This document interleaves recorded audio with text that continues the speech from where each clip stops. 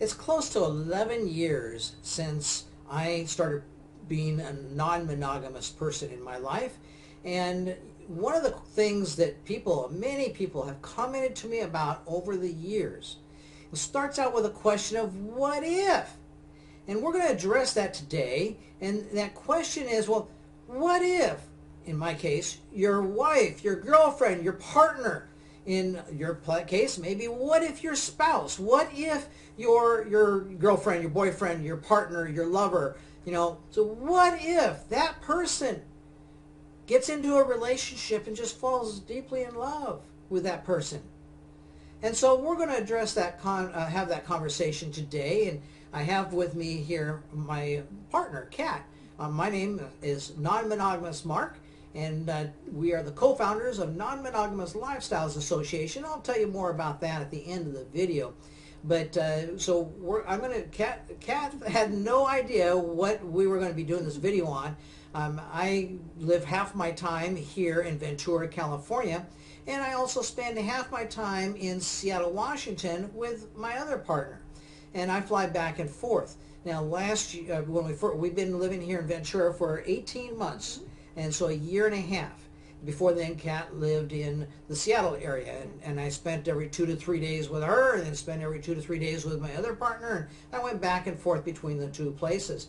And so when we moved here, though, the question people started asking me, well, what if Kat finds a big hunky guy, that looks better than you, that is younger than you, and maybe it's even sexier than you, and just this like really hot guy, and I mean, you're going to be in Seattle, and what if?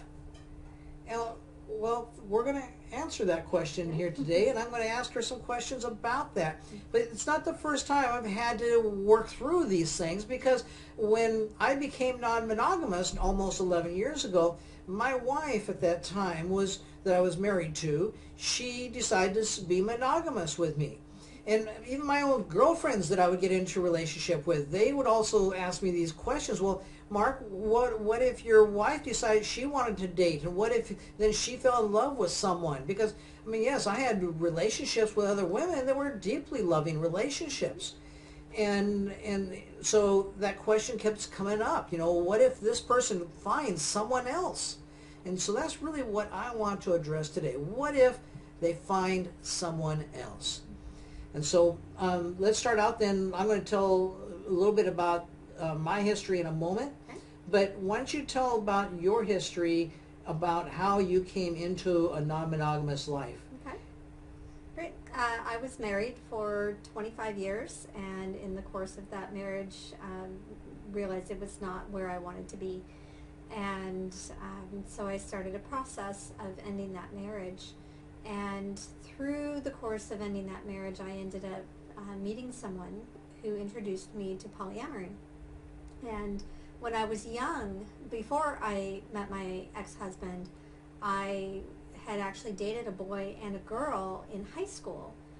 Didn't really know I was dating the girl, but when I look back on it now, very clearly I was dating her. We had sex, we had fun together, and both my boyfriend knew about her, she knew about the boyfriend, and everybody seemed okay with that. And so when I was 16, I actually was a practicing bisexual polyamorous person, even though I didn't have words or language to express it. And then I ended up getting married and going down the monogamous road as society says we're supposed to do. And I realized I was not happy and I wasn't being authentic. But I didn't know why. I didn't know why I felt these things. And so after ending my marriage and coming to understand there was something that now had words and definition called polyamory, that there was acceptance in some parts of society where people could have multiple relationships, I was thrilled. I was all over it, and just literally dove head first into a relationship, a triad relationship, and kind of hit the swinging world, and just I was having a grand old time. In that situation, it was like he met you, and then at that same time, he had someone else that he was just getting kind of involved with. Right. And so within a month, the three of you, which all three of them were living separate, right, And the three of them all then were living in the same place together. And so it all came together and they formed this triad, it's called in polyamory terms. And that's where then there's three people that are all in relationship. She's in relationship with the guy's in relationship with her, the woman's in relationship with her, the woman's relationship with the other guy, and all that. Then that's called a triad. And so that was then how she got involved in all this. And then it wasn't too long after you got into that relationship, a month, maybe 2 months, that he took you to your first swingers party. Yeah, well, I actually took him. Oh, you took him, I okay. took him because I had met someone else who introduced me to the swinging world. And so then I ended up taking him to the swing party, and that was a fantastic experience and very liberating, very freeing for me to be able to express myself sexually in an environment that supported a female just going out and having sex for fun. So, I mean, you'd never been to a party like that before. I mean, not even in high school you didn't go to the things like that. No. And so here you go off to this swingers party that I'm going to just guess there were probably 30, 40, 50 people there. Oh, there were probably 100 people. 100 people, okay. Yeah. And so then, of course, you'd never been to anything like that. And so you just like sit back in the corner somewhere, right? No. I mean, it's your first exposure to anything like that, and you're just way back in the corner? I told you, I jumped in with both feet. Really? Really. Did you have fun? I had a great time. Yeah, she had a lot of fun. We won't go into all the details, but let me tell you, this woman she becomes the life of the party.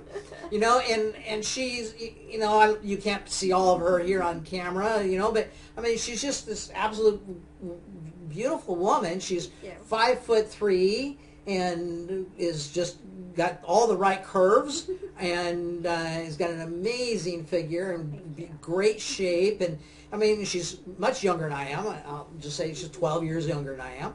And so, you know, for a guy like me, she really makes me look good. And now I like making it look good.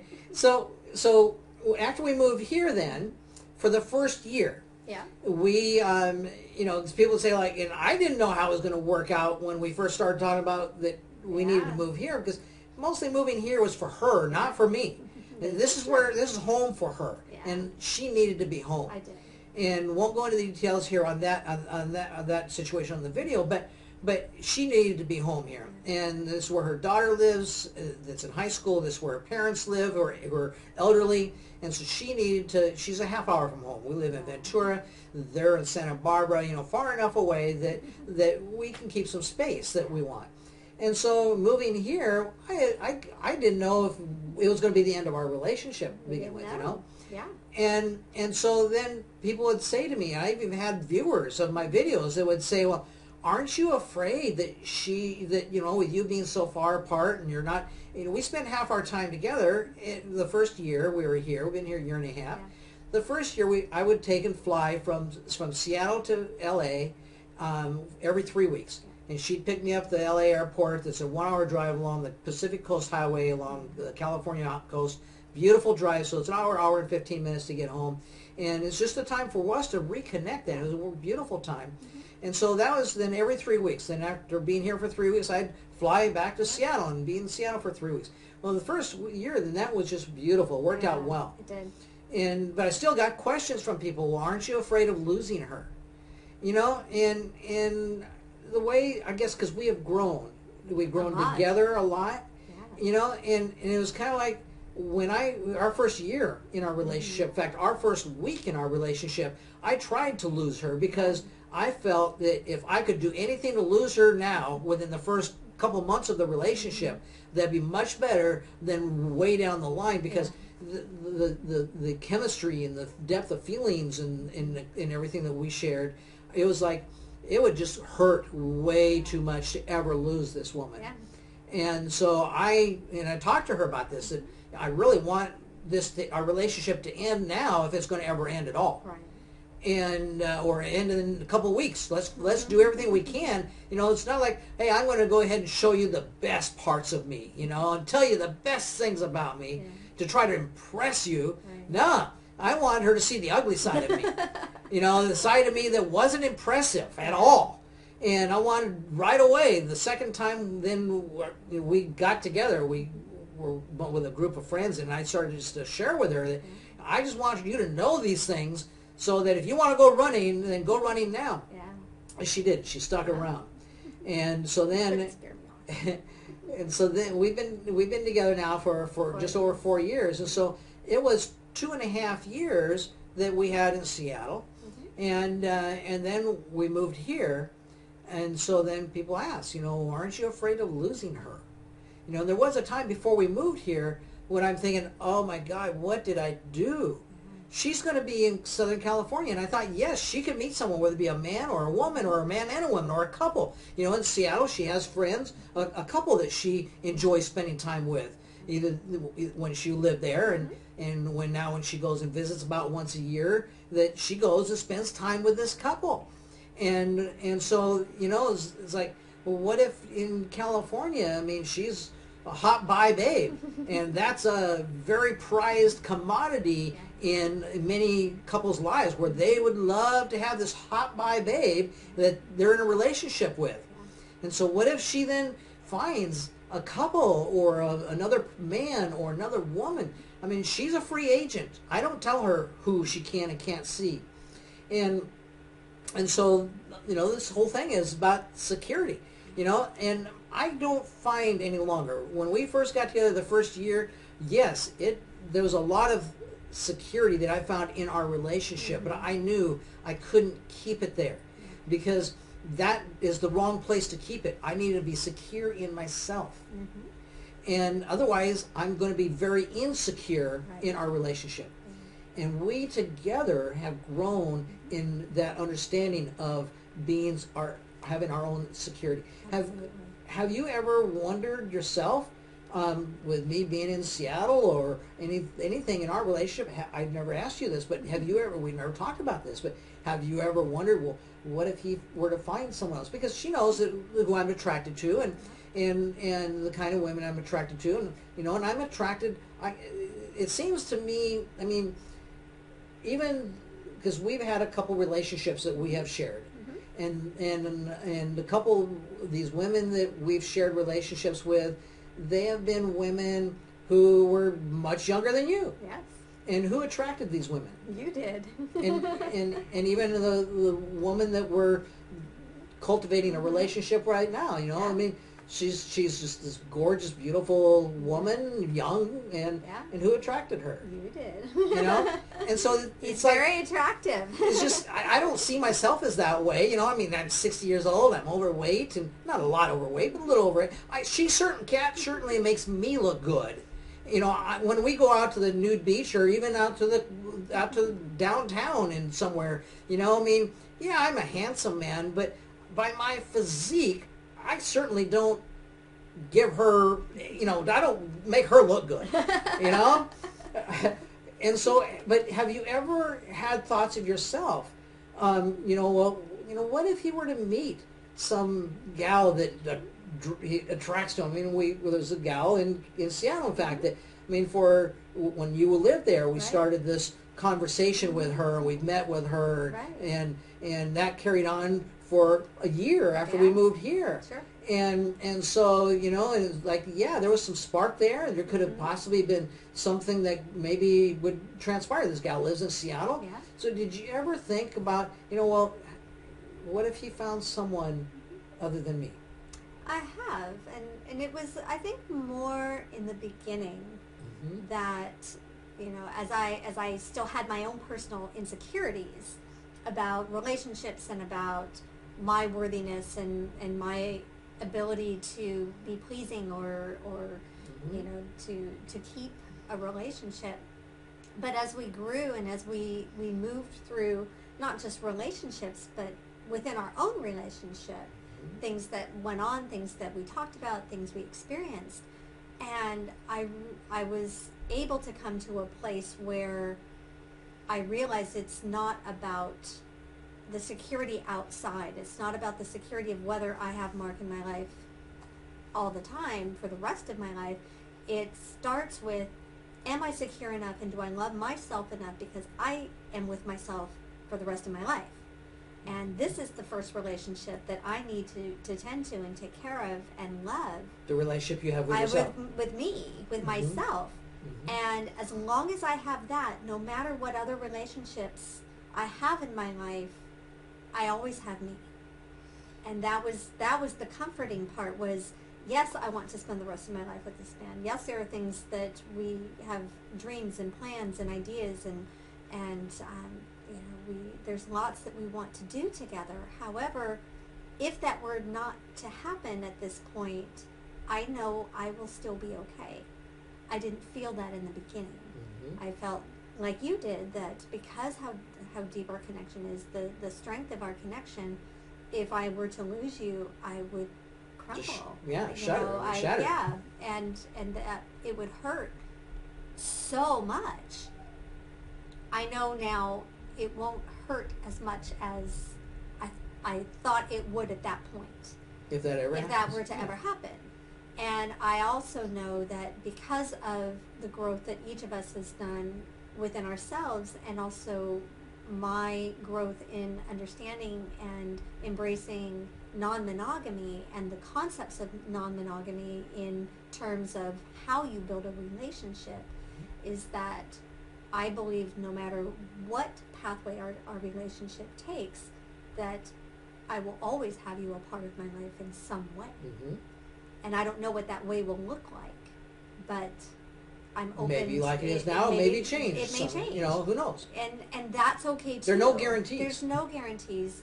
I could promise you all kinds of things, and we could even have agreements that are written down, and yet when it comes down to it, none of that matters and doesn't mean anything when things change. That's right. And that is my experience in my marriage.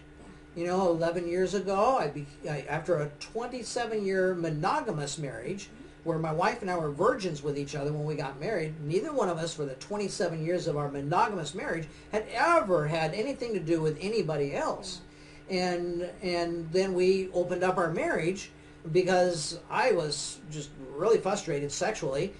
Sex for 27 years had been not good between my wife and I, and we kept working on it.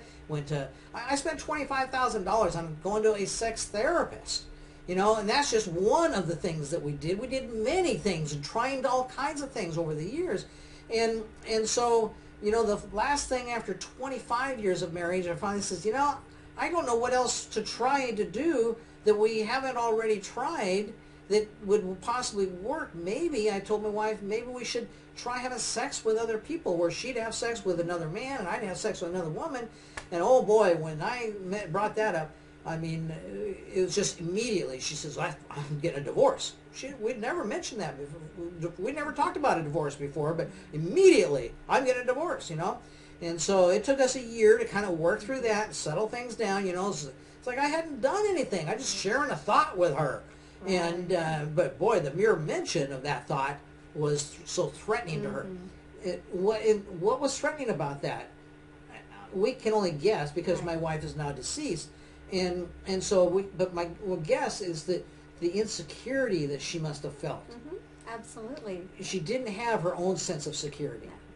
No, as many people don't, and in society we are taught to constantly look outside ourselves and expect outside influences to validate us, to give us that feeling of acceptance and to be appreciated.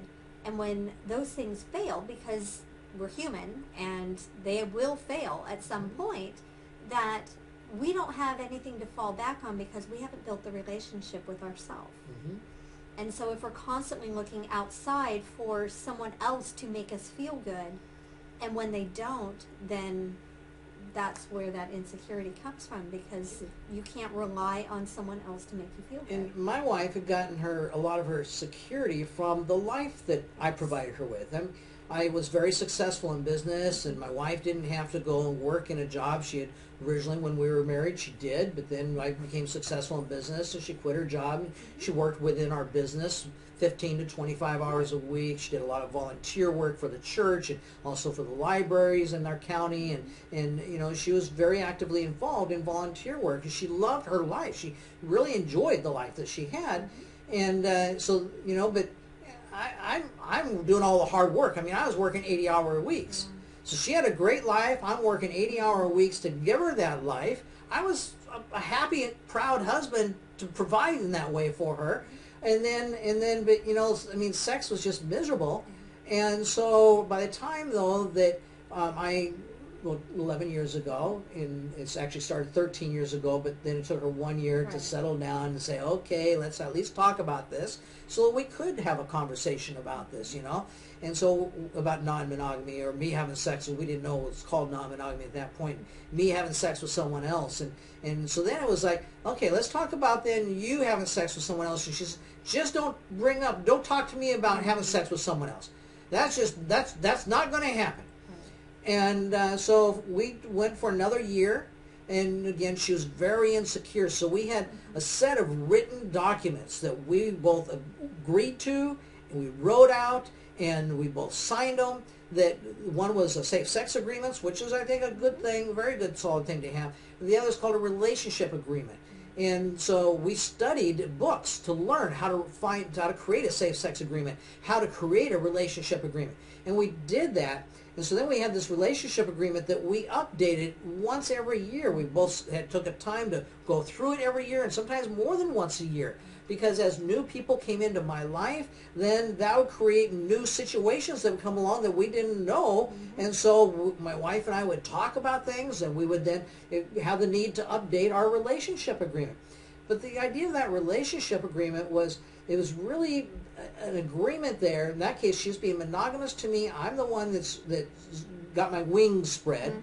And so she wanted to protect our relationship. And to protect, and so all the rules that we created were created for her insecurities. Absolutely. And because we've never had such an agreement, but and so they're all created for her insecurities, because she wanted to make sure that she remained top person in my life. Right.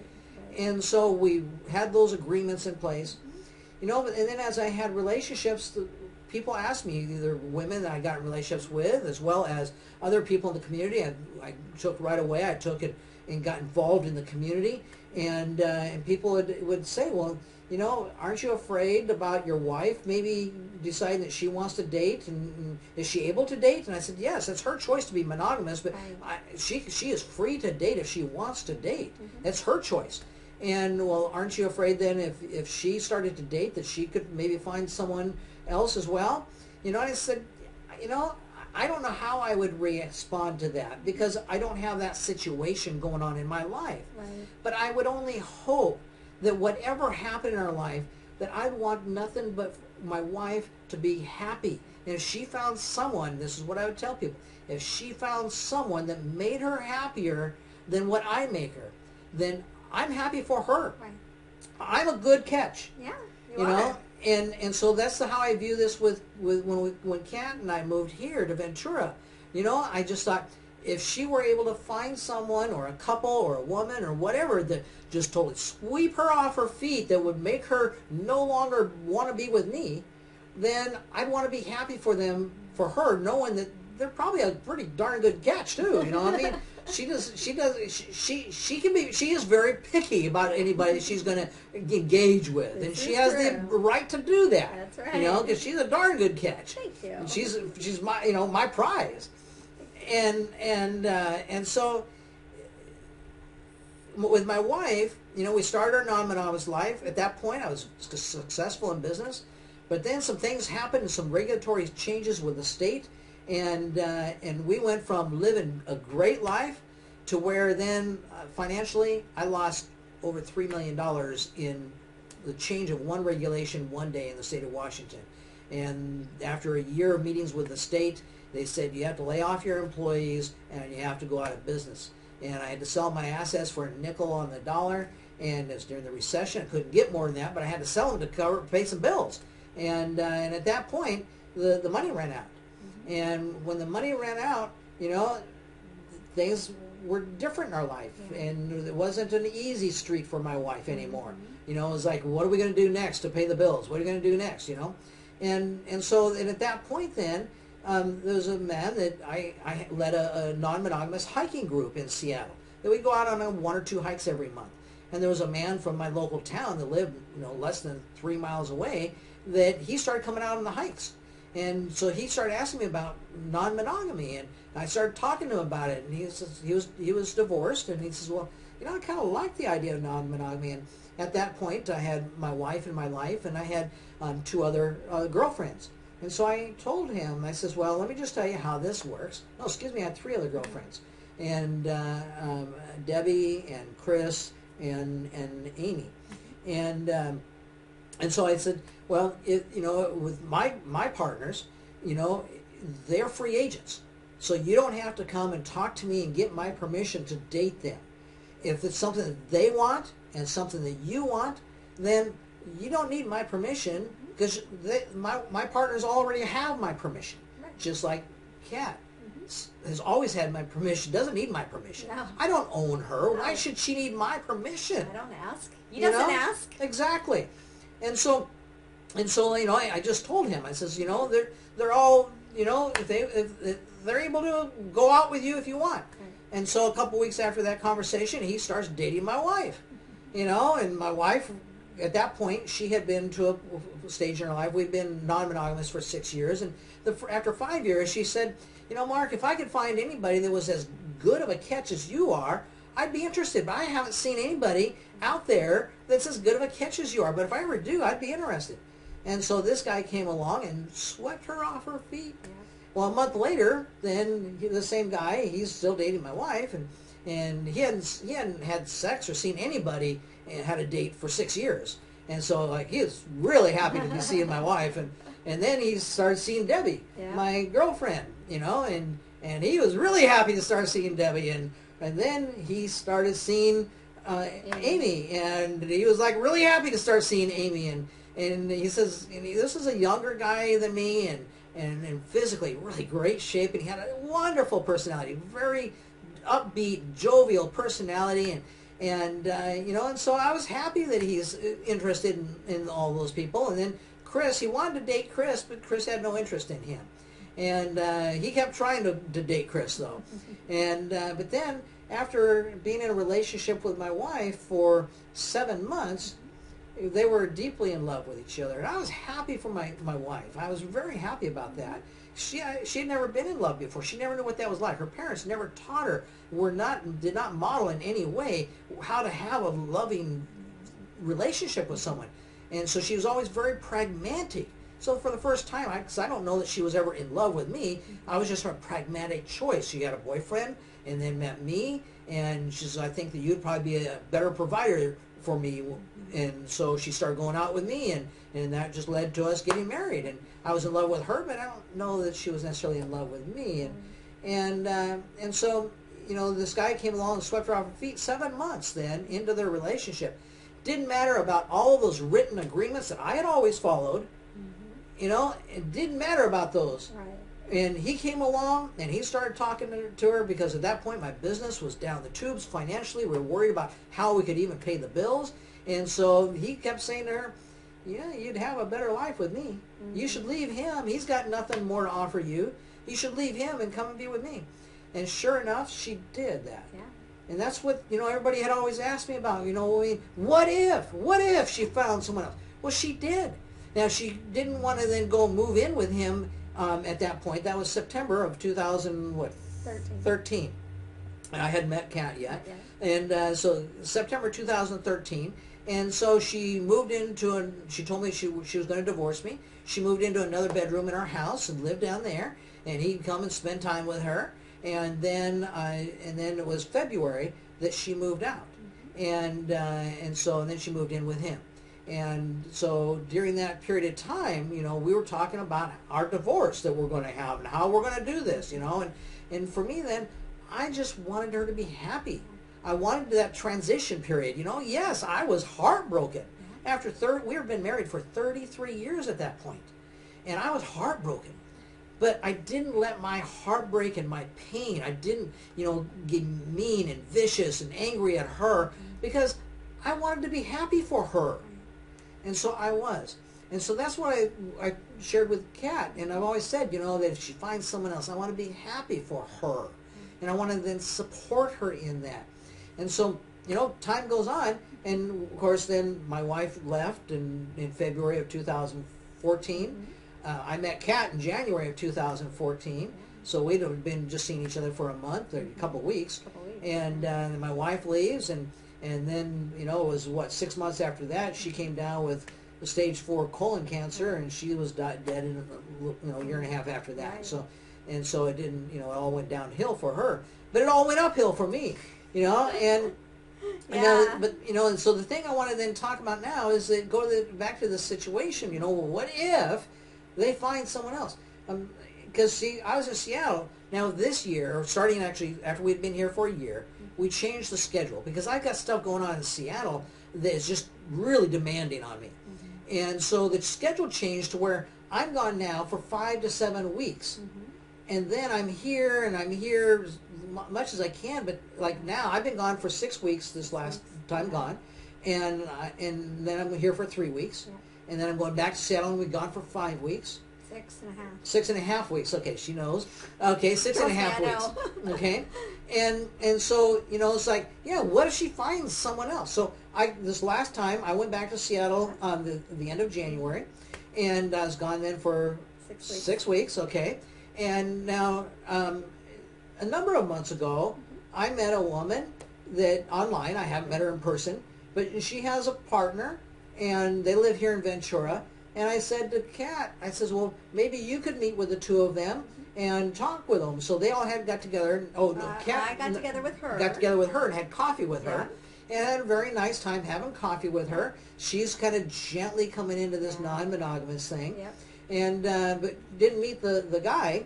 Seems like a really upstanding guy, though. I don't know. I didn't know anything about him, but a little bit of conversation messages I had with him. Seems like a really upstanding guy. He's got 2 partners, non-monogamous, and so then he starts texting with Kat, and you know, that's fine. She doesn't tell me about everything she's in conversation with, and nor do I tell her. You know, because I mean, we don't have that much time to talk about. Let's talk about the important stuff. If it develops into something important, then we'll talk about it. But we don't have to talk about it right at the beginning. I got to know right at the start in case. You know, and so sure enough, something started happening.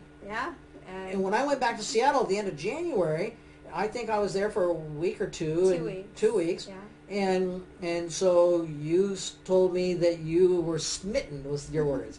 Says I'm feeling smitten. You have a smitten kitten. You got a smitten kitten, is what she said. That's right. With me on the phone, you know, and I was really happy for you on that. Yeah, you were. And so that was like in the middle of February. That was, I guess, about 3-4 weeks ago. Yeah, it was about 3 weeks ago. And so since 4 weeks ago. So since then, tell us what has happened with this relationship.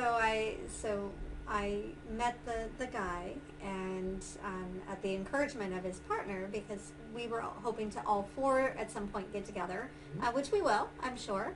And so we just sat and talked, and there was a really great chemistry. And then we got together, kind of like Mark and I did, and there was even more chemistry. Sparks flew, and so we kind of started chatting every day and checking in, and then. And he lives right here in Ventura, literally not even about maybe a mile from here. You know, maybe a mile.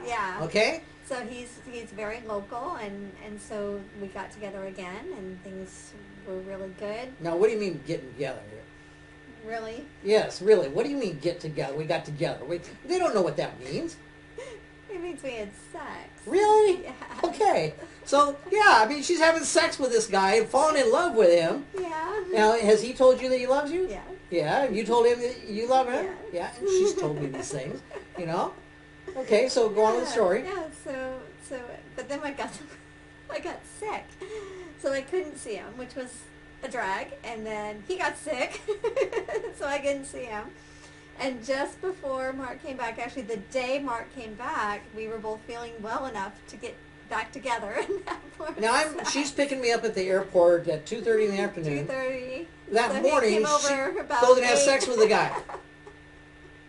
Well, before they went and had sex, they went to the farmer's market, hung out, you know, la-di-da, all the nice things, and then came back to our place. Yes, our place. And had sex on our bed. Yes.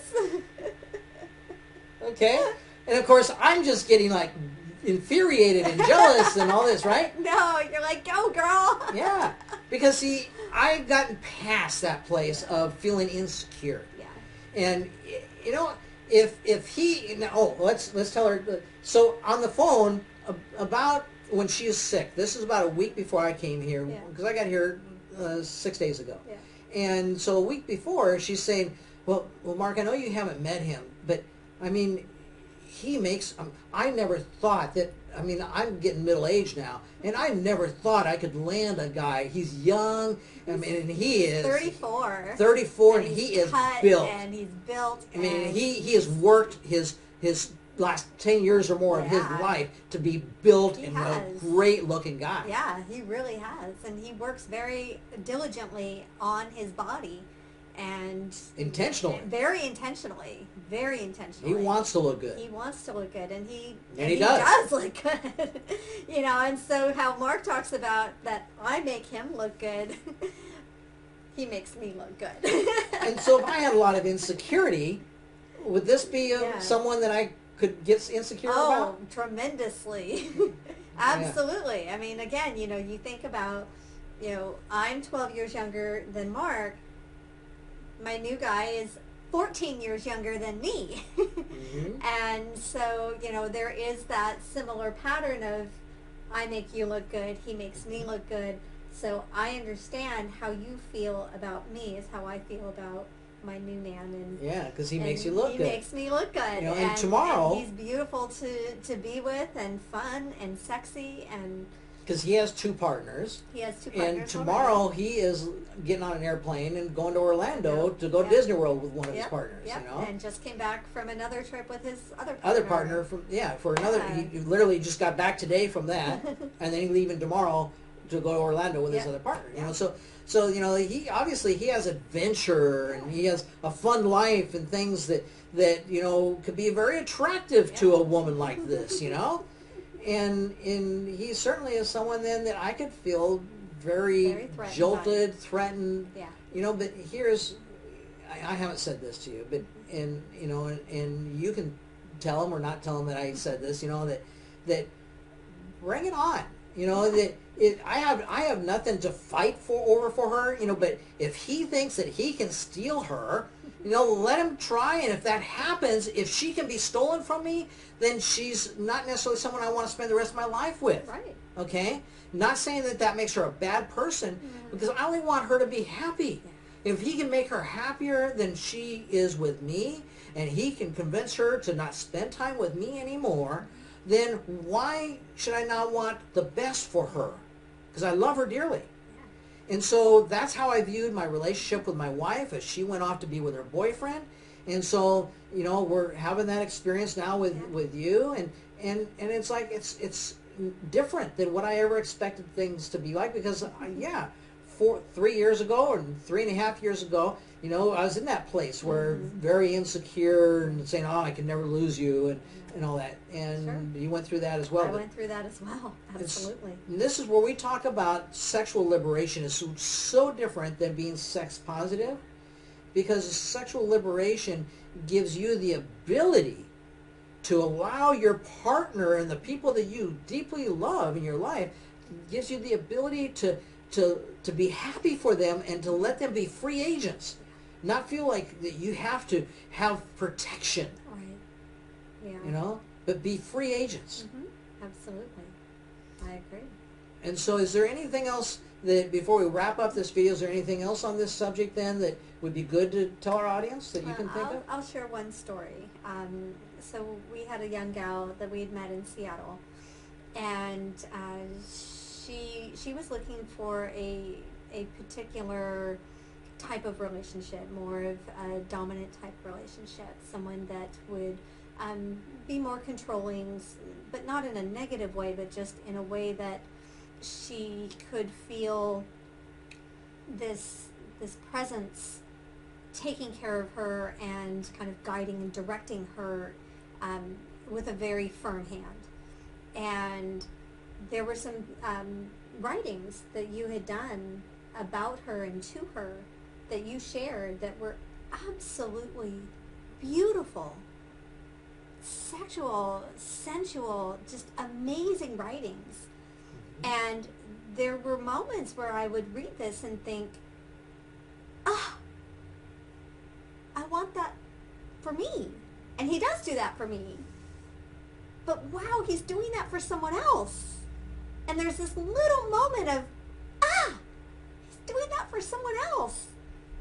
And then it's okay that he's doing that for someone else. This is the woman that he does for me. I mentioned that basically was about 1.5 years before we moved, that I had met, we both met with her, and then even about a year after we got here, that kind of things continued on a little bit, and so that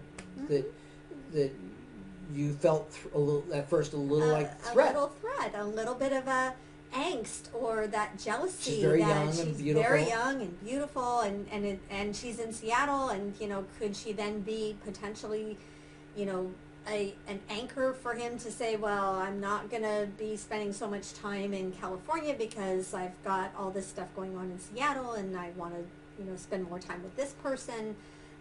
So sure. And again, you attracted her, right? No. I don't know how I do it, honestly. I really don't. Because I know I have a lot to offer when they get to know me. Yeah. But I don't see myself as somebody that, really would necessarily attract these young, 20 to 25-year-old women. Yeah. And it's not just one. It's not just one. Several. That's right. And they're beautiful, hot, sexy, intelligent women. And I really enjoy that. And so do I. So I appreciate you attracting them. But yeah, and so there certainly are things that each of us has experienced, and it really does come down to that personal internal security that I'm enough and I'm okay, and I am not having to be someone else's end-all be-all. And I want him to have other relationships. I want him to experience other women and to have as much love and sex and sensual experiences and connection to people that he desires. And so if I fell head over heels in love with this person, yeah, I would be very happy for you. And if need be, I would let you go. It's not what I want necessarily, but and it would hurt, just like if I were to let you go. But that's also part of one of the very first book that I ever gave you, which I don't know how long we've been in our relationship at that point, a month or two. And so what's the title of that book? It's called The 5 Levels of Attachment. Yeah. And it truly helped and continues, I still read it today, helps me to understand how to love without those oppressive and obligatory attachments that monogamy really demands in a relationship. And it really is a different way of having relationships. And so monogamy really takes, and it just it keeps these insecurities going in your life. Whereas non-monogamy, if you allow it, there's a lot of non-monogamous people that don't allow these things, but if you allow it in your life, it helps you to grow through a process in your own life where you yourself become a much better and more secure and healthier in being mentally and emotionally and spiritually. You become so much healthier. Yeah. We have a friend that this is a woman, she's about your age, I think, okay? Yeah. And she doesn't live now here in Ventura, but she did. And she took a job about a couple hours from here. But she's very successful in her career, makes a lot of money, and an attractive woman. And she kept getting into these relationships. It was like a revolving door in relationships. And our thought, we never voiced this to her, but our thought was that she needs to not get into another relationship. She just needs to work on her own shit. Because, she's a beautiful woman, but she does not have her shit together. Not when it comes to relationships. Not when it comes to relationships. She's very insecure, a lot of things that we won't go into details with. But but yet we know her through another mutual friend. Yeah. And this other mutual friend, he's there saying, yes, she needs to get back out there in the dating field, and to start dating. And we're like, no, she needs to work on herself. Yeah. Yeah. But she never did that. No. And yet. so when Hopefully soon. when I got here last week, then one night we're having dinner and she calls. Yeah. And Kat knew she's been going through some rough stuff in a polyamorous relationship that she's been in. Her very first polyamorous relationship. She's been a swinger always before, but never in a polyamorous relationship. And there's a big difference in how those are handled. And swinger is just all about sex. Polyamorous is this guy was married to another woman that he loved, and then she was in love with him, and he was in love with her as well. And so polyamorous allows the emotions to flow. And so some people will say, well, I just can't do polyamorous relationship because I can't allow the emotions to flow like that. Right. And yet that's protecting ourselves. It's the same kind of protection that my wife and I tried to have in written agreements. Right. And it's like it keeps you stuck. Yeah. It keeps you from growing. Yeah. And we were really sad last week when she called and that she broke up. Yeah. Because she ended the relationship because of her own insecurities, her own lack of working on her. Yeah. The conversations that we had was about, well, maybe she'll have the opportunity because this polyamory will bring these things to your surface. Yeah, but they most do. people, when they're brought to the surface, they look outside to themselves and think, yeah, well, it's that. Mm-hmm.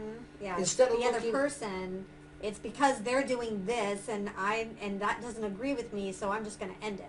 And that's what you did. I didn't, but you in the beginning of our relationship, we had some difficult times once in a while, not ongoing, not all the time. One of the difficult times that came up, I'm trying to wrap my head around this. It was about overscheduling. Yeah. It came up all the time with scheduling. And I'm trying to wrap my head around this, and how to make it easier. And it was just a terrible time, a terrible process for me. And so finally we're walking in this park, talking about the schedule that I had just sent her, worked out with my other partner, Chris, and she's talking about things, and suddenly our light flashes with me. Everything that Kat, is dealing with, she's pointing outside, because in our world, it's always somewhere else is the solution. It's never within me. It's always somewhere else. Right. And we had been on our walk for maybe half hour, and we stopped, and I says, the problem is not outside of you, Kat. The problem is not with me. The problem is not with my other partner. The problem is only in one place. Where is that? That's with you. And you have to then look inside yourself. In our society, you've been trained like everybody else to look outside yourself, not to look within, not to look inside yourself. And I told her that she needed to look inside herself for the solutions. Yeah, that was hard. That was really hard. That was hard to hear. She cried. Yeah, I did. Because I had avoided that for so long. And now I was really being faced with it in a way that even though it was hard to hear, I was ready. I was ready to hear it, and I was ready to accept it, and to accept that challenge to finally turn inward. And that was a defining moment in our relationship, as it turns out, because that's when she started to turn inward. Yeah. And then she started learning the skill in her life of turning inward and being more secure. And things that go on in our relationship then, it's really paved the way to make things much easier. I shared with her when I was here in January that I've always tried to, when I'm gone, like now I call Chris every night. And when I was gone before, I've always called Kat every day. And plus, maybe a text or two. And after a while, it's really hard for me. And it takes away the enjoyment of the relationships because I'm having to do all this juggling. And so, I want to be able to enjoy these relationships, but sometimes to do all the juggling makes it really difficult. So I just told her, I says, this is getting really hard, just some of this juggling sometimes. And so, and not only that, I have in my house, the cell phone connection is lousy. And so we're always on the cell phones, and it's dropping off. Dropping half a dozen times in a 15-minute call. Yeah. You know, and it's just terrible, and it's frustrating as heck. And so finally, this last time, I believe here January 28th, the 30th, January 30th, I think it was, and I head back to Seattle, and I just the first call we had, I just said, I'm not doing this, and she was okay with that. Yeah, and we figured out a schedule that works. We now talk about every 2 to 3 days on the phone. Mm-hmm. It's about 3 days. We text each other more than we did before. True. But we only talk about 2 or 3 days, and the texting doesn't take as much time. No, it doesn't. You know? Yeah. And Kat at first, she says, but I really need that connection time with you. And you know, and it's like, it's not the phone that we need. You know, what did people do before our cell phones, you know? And so again, it taught her to kind of look inside herself a little bit. And that's made it better, certainly much more pleasant for me. Good. And our relationship just continues to strengthen and continues to grow and get better and better. It's amazing, you know, that we talk about this regularly, about how in 4 years now that we've been together, a little over 4 years, that we both, I call her my man maker, and she calls me her woman maker, because we just have brought so much growth into each other's life. And yet we both bring different areas into our relationship. You know, there are things that I bring to her that causes us to take a leap of growth. Things that she brings to me that causes us to make a leap of growth. And so we have that kind of relationship that just keeps our growth moving forward. And in my marriage, that was something that never happened. I wanted it. My wife and I would have conversations that she was very insecure and not a strong woman. You know, there's two kinds of submissive women. There is a submissive woman that submits from a place of weakness, and there's a submissive woman who submits from a place of strength. Kat's a submissive woman. She submits from her place of strength, because I would never again ever have in my life a woman who submits from a place of weakness. I had that in my marriage for 33 years, or 34 by the time the divorce papers got signed. And so I had that in my marriage, and I'd never have that again, the woman who is submissive from a place of weakness. And so, because she was by the time that she left her husband, she was submissive from a place of weakness in her marriage. Absolutely. But she went through a lot of therapy with psychologists and counselors, and she rose up and became a strong woman. And she continued that work, going to things past her divorce, you know, and that made her a stronger and stronger woman. And that's why then when we met, because I was a broken man at that point, and I you know, again, that first month where I'm trying to just let her see the ugly side of me, and I won't let her see that broken man that I was. You know, my wife's of 33 years is divorcing me and leaving me, and I'm financially a wreck. And you know, after having an extremely successful business for 25 years, the state just, you know, wiping me out overnight. And so it's like I was in a really bad place, and but I knew I wasn't going to stay there. I knew I was going to build. I was going to, from the ashes. What do they call that? A phoenix. A phoenix. I was going to be the phoenix that rises from the ashes. You know, and so that was my process of being. I was starting with that, going through that process of rising out of the ashes when I met this woman, but I wasn't out of the ashes yet, and I let her know that. And so then, but I think in my sharing that time, that month through that process, it also gave you the freedom to breathe and say, then I don't have to worry about only letting him think that I'm the perfect person too. That's very true. You know, that we started out our relationship being very vulnerable with each other, and really showing each other the trueness of who we are, not just the pretty side, but the not so pretty side. And we knew that the not so pretty side is not what defines us. It's where we are in the moment, but what defines us is our ability to rise out of the ash. And I saw that potential in him, and I knew he could do that, and I knew I was on my path of doing that too. And that we were very matched in that place, that we both had been, you know, burned pretty badly, but we weren't going to let that define us or stop us from moving forward. And we were going to rise out of the ashes. We were, And we talked about that, I think, within a week of our really connecting that first time, and saying, okay, yes, so you'll be my man maker, and I'll be your woman maker. That's right.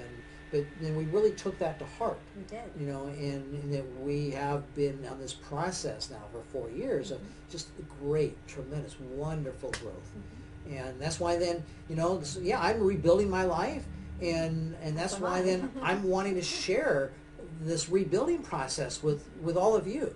And I started Non-Monogamous Lifestyles Association to do that, because I always wanted to use my business skills to really help the whole concept of non-monogamy become something that is like, you don't have to think that I'm strange or I'm bad or I'm a terrible person. You know, that hey, non-monogamy is a really good, when you're being an ethical and consensual, we call it an ECNM lifestyle, ethical and consensual non-monogamous lifestyle.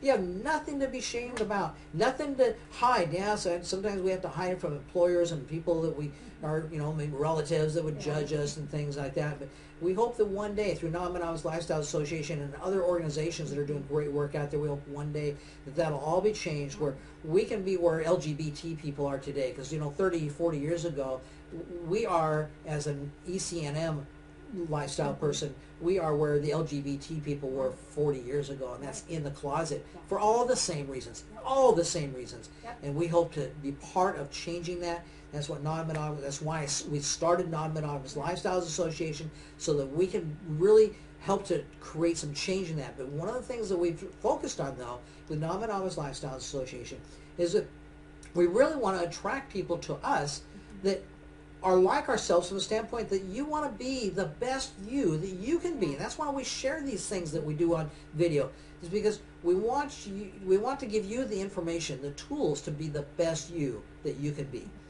And one of the things that it seems to be happening to us all the time, that we have people that send us messages, we have people that talk to us, and they talk to us about almost it's their hidden self. And they say, like, you're the only person that I've talked to about these things. Yeah, I can't talk to anybody else about these things, but how could I? How would I? You see, we're also afraid, even to the husbands and wives and boyfriends and girlfriends, we're also afraid of being judged, that we're afraid to be our true, authentic self. And that's where we started this video. I know it's gone over a little over an hour now, but you know, that's where we started this video, in talking about how that when our relationship began and we were on that walk in the park, that I said to myself in my head, because when she asked me, well, what are your kinks? And so my wheels are spinning, and I'm thinking, is this a trick question? Am I going to send her running? Should I answer it in a way that's truthful but safe? Or should I really be raw here? And I decided, you know, I don't want to be fake anymore. I don't want to put a nice, pretty face on it or a mask on it, you know. I'm reading a book. Haven't started yet. I'm going to start reading in a couple weeks. And this guy who really is a well-known guy, and he wrote this book about how people have all these masks that they wear, you know. And I got where I just don't want to wear those masks. I want to be true and authentic and real. And so when she asked me that question about what are your kinks, things spinning in my head, and I thought, you know, here's my chance, and it'll either scare her running away or it won't. And so I'm going to then let her know really some of my thoughts and my interests and my desires. And it was like she said, okay, that was interesting. She had never heard of my kink. And that's okay. And that's okay. And so but you know, it was like, okay, that's out of the way. And I didn't go running. She didn't go running. And what that told her is that, hey, maybe I could share my deep, dark secrets that I've never told anybody else, and my kinks that I've never told anybody else. Maybe I could share those with him and not be judged. And so it opened her up and gave her permission to be her real self. And people then ask us, you know, well, how do you get into that kind of a relationship? You get into that kind of relationship by being that yourself. Not by trying to open someone else up, but by being that yourself. And so this brings us back to this being secure within yourself. Or in my case, I just didn't want to have any more fake relationships. I wanted true, authentic, real relationships that I could really be me and loved for being me, not for being the person you thought I was. Right.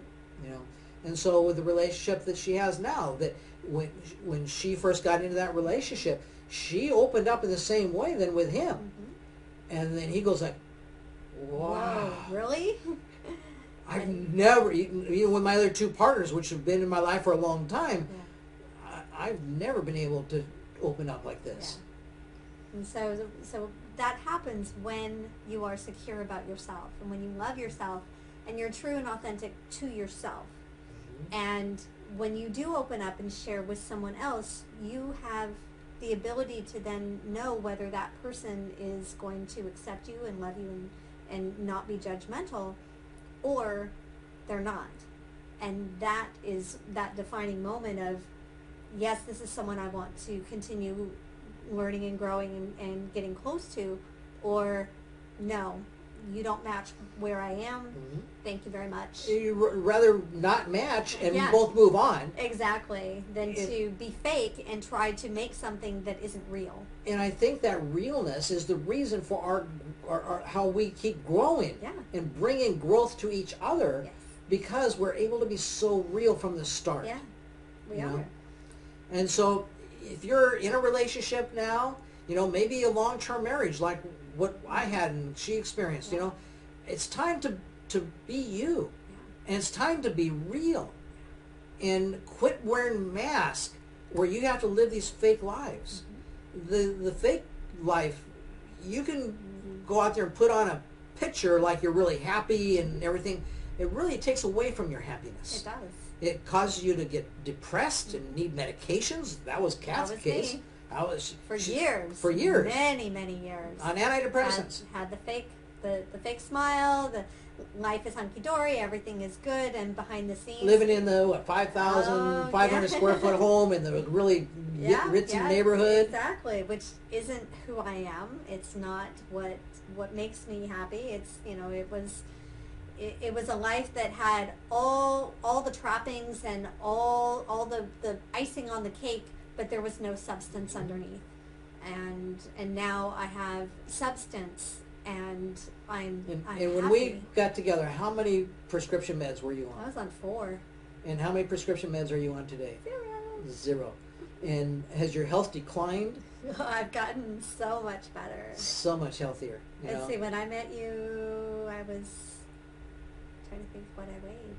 That's about 150 pounds. I've dropped another 25 pounds since I met you. And was your life, because we talk about non-monogamous lifestyles, we talk about where our mission is to help you to increase your abundance, your liberation, and your freedom.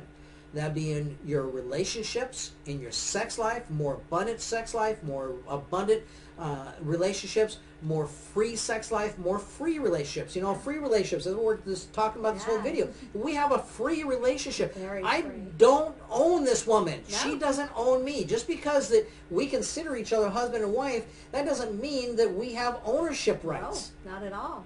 Not at all. That's monogamy. Yeah. But we've created a new normal in our life, and that's what we in our association, Non-Monogamous Lifestyles, is that we talk about this. You've got to don't drag the normals from your monogamous life into your non-monogamous life with you. It'll only create problems for you. And that's what a lot of people do.